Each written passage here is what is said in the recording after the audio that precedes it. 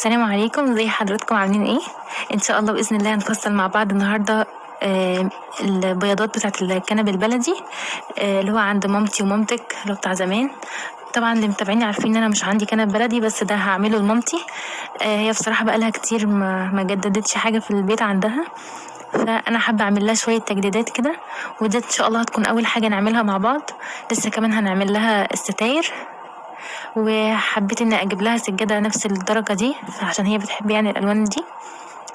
وبعد ما اخلص ان شاء الله باذن الله كل الحاجات طبعا هنفرشها مع بعض ونجهز مع بعض الصالة بتاعتها، يعني هنعملها مع بعض. اول حاجة هي عندها 3 كنبات بلدي، فانا قلت اجيب لها الحاجات يعني اللي هتحتاجها. مترين قماش، المترين قماش هيكفولك 4 كنبات، بس هي عندها 3 فانا كنت لازم اجيب مترين لكل 4 كنبات. بيحتاجوا مترين قماش اي شكل بقى. القماش الايام دي رخص يا جماعة، فاللي عايز ينزل يشتري حاجات لتجديدات البيت عنده يعني ينزل. المتر من ده كان عامل 25 جنيه، وجبت كمان نص متر من ده عشان الوردة اللي هي في ما حبيتش اني اجيب الموف لان شكلها يبقى فاتح قوي.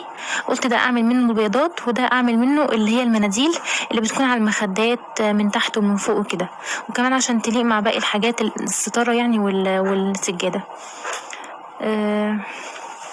هنبتدي نقص مع حضراتكم. يعني انا مش عندي طبعا الكنبة هنا اقص عليها، لكن هبتدي اقص عشوائي، مش عشوائي بالظبط. هتبتدي اولا تفرديها، هي بيكون فيه العرض اللي هو زي حضراتكم شايفينه ده اللي هو القصير، لا ملناش دعوه بيه، احنا بنيجي نتنيها على بعض زي ما حضراتكم شايفين. يا رب يكون بس الصوره واضحه. بتنيها، شايفين ده بقى العرض بتاع الكنبه اللي هو الطبيعي اهو.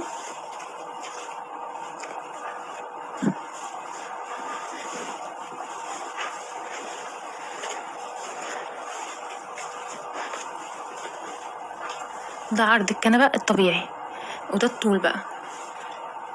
اي كنبه طبيعيه بيكون طولها مترين مثلا او مترين وحاجه، فعشان كده انا جبت القماشه مترين، لان انا كده ما بقصش في الطول اللي هو الراجل بيقيسه، اللي الراجل بيقصه يعني هو بيقيسلك كده متر. فلو هتيجي تحسبيها لا، هي انت لازم تقيسي مترين عشان لما تيجي تقصي تعكسي. هو بيقص كده، احنا بقى هنتنيها وهنقص العكس كده.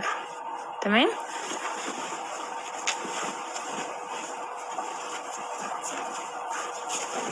انا هحاول برضو افرشها عندي على الكنبه بتاعتي لان هي اكبر كنبه عندي اللي هي المترين دي. هقيسلكم عليها، انا عملت لها قبل كده مع يعني في الفيديو كفر للكنبه، هتلاقوها عندي في القناه، خشوا شوفوه، يا رب يعجبكم ان شاء الله. انا فردتها اهو في الارض عشان تكون واضحه لحضراتكم.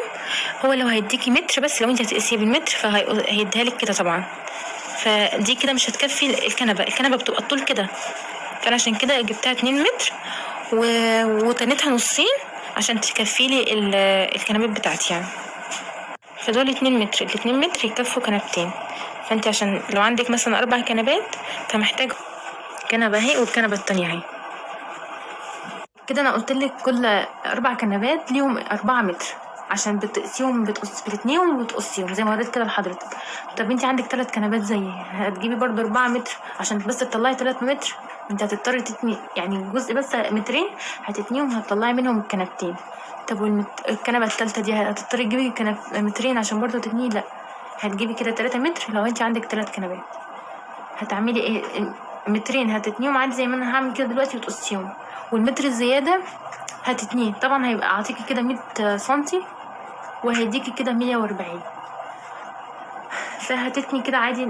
المتر اللي انت هتجيبيه زياده هتبتدي انك تقصي كده الاول، وهيتبقى معاكي شويه من فوق هتاخديهم وتوصليهم في اخر الكنبه من الجنب عشان تديكي الكنبه الزياده. انا بوريكي كده يعني ايه الاول وبعدين هوريكي عملي. هبتدي بس اقص الاول مع حضراتكم الكنبتين دول. بسم الله الرحمن الرحيم. اهم حاجه تكوني ظابطه الاتنين مع بعض، وابتدي حطي المقص واسحبي.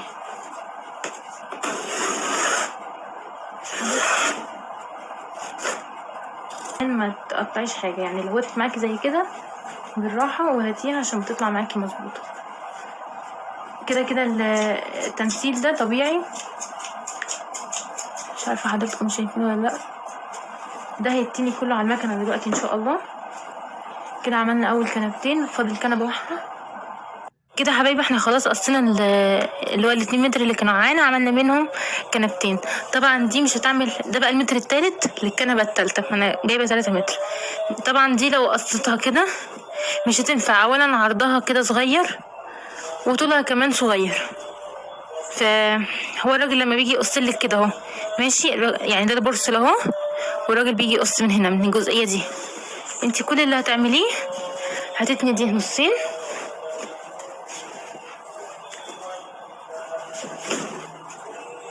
نصين كده بالظبط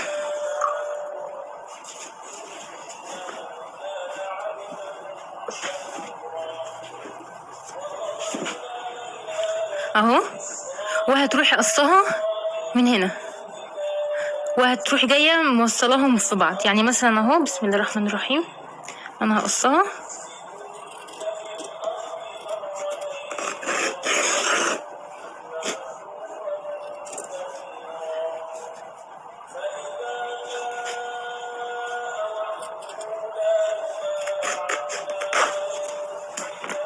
كده. انا خلاص قصيتها نصين اهو.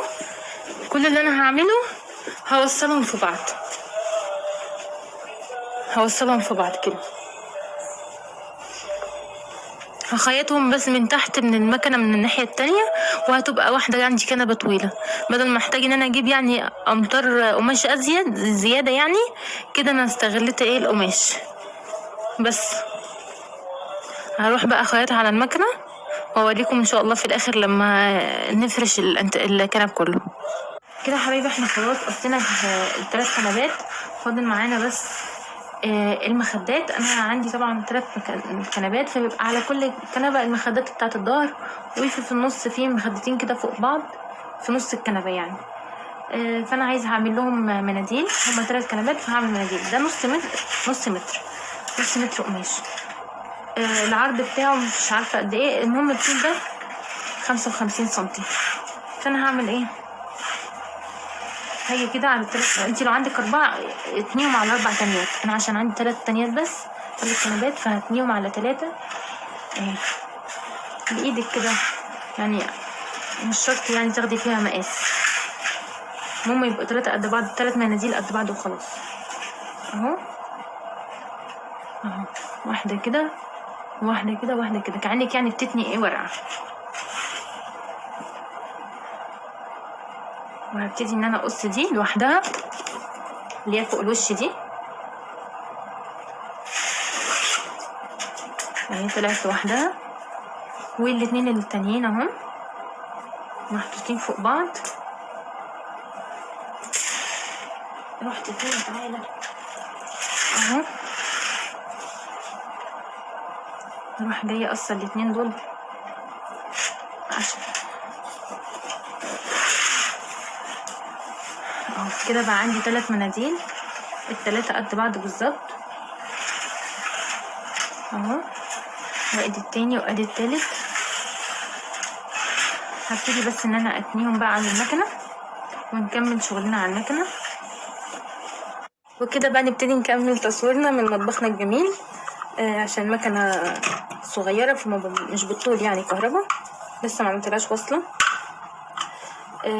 القماش ده لو ما عندكيش مكنه طبعا تعملي عليه مفيش مشكله، المهم انك قصتيه هتاخديه تروحي لاي خياط تقولي له بعد اذنك يا اما يسرفله يا اما بقى يعملهولك تاني يتنيه كده عادي. هي التانية بتاعتنا العاديه دي، انا ما عنديش طبعا سرفله فهتنيه كده. الاول باخده تانية كده لجوه، وبعدين بروح جايه تانية كمان تانية اهو، بتنيه تانية كده، وبعد كده اروح جايه تانية اهو، تانيتين.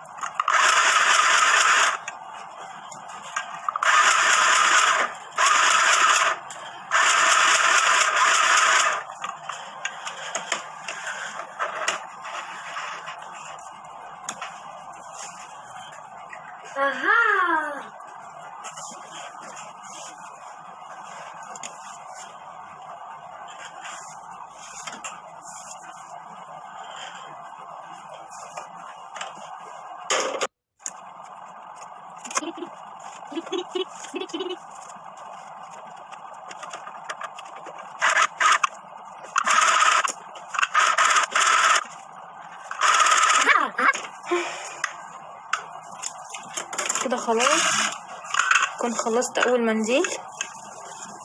هوري لكم شكله دلوقتي على اليد بتاعه الكنبه، لان المناديل دي ممكن تقدري تعمليها لو عندك انتريه مثلا وحابه انك تحمي اليدات بتاعته، فممكن تعملي المناديل دي عادي وتحطيها على الانتريه. هوريه لكم على الكنبه بتاعتي كده زي ما حضراتكم شايفين. تقدري تحطيه بالطريقه دي كمنديل على اليدات بتاعه الانتريه، او تحطيه بقى بالطريقه اللي هي المثلث اللي بقى نازل من هنا ومن هنا، اللي تلفيه كده يعني. بس انا شايفه ان هو كده يعني كده احلى، كده افضل، بيحميلك طبعا اليدات بتاعت الانتريه. بس انا مش عامله لي الانتريه، عامله لي الكنب زي ما قلت لحضراتكم في اول الفيديو. انا وريت لحضراتكم المنديل بخياطه ازاي. هوريكم بقى كنبه من الكنبات، وبعدين انا هكمل الباقي وهوريهم لحضراتكم في الاخر بعد ما اخلصهم خالص، لما اروح ان شاء الله عند والدتي وبفرشهم يعني هناك قدام حضراتكم. كده كده هعمل روتين هناك في يوم ارتب لها فيه البيت وكده، وهصوره لكم ان شاء الله باذن الله. بسم الله.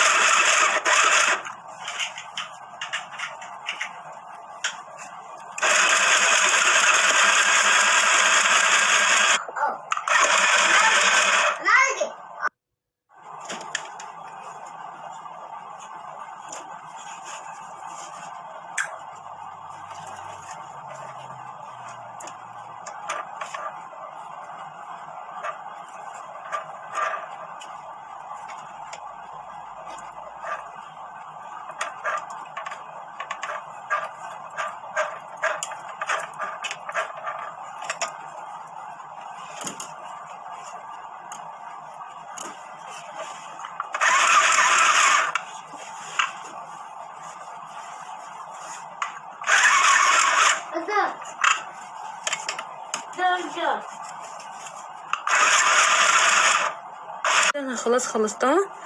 الجزء بقى اللي هو هنا ده بيسموه برص، ده مش محتاجه انك تتنيه ولا اي حاجه، لان هو كده كده مش هينسل معاكي، وعادي هتدخليه كده من جوه الكنب يعني، فمش هيبان، فمش محتاجه انك توجعي قلبك عليه وتتنيه.